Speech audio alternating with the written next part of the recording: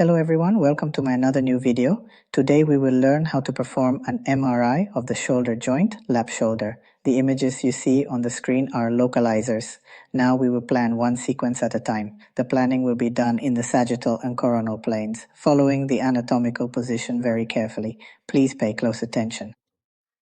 If I talk about the parameters, I have set the slices to 25 and the thickness is set to 3 millimeters. Let's increase the distance factor a bit. Set it to 24, okay? On the side, let's set the 1 o'clock saturation band. Let's check the coil for a moment. The coil is fine. Okay. Now.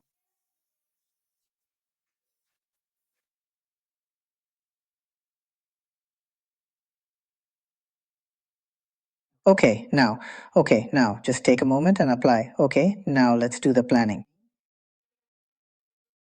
Coronal planning, so the coronal planning will be done over the sagittal and axial. We will follow the anatomical position and do the planning very nicely. Okay, now another planning. For sagittal planning, we will take the planning over the axial and coronal images.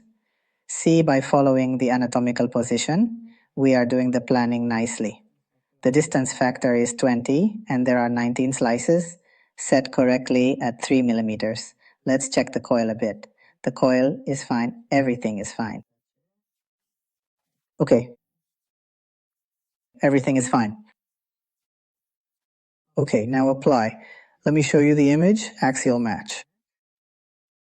This is PD T2 and T1, and look at the coronal, how beautifully the PD has come out, and here is the T1 coronal.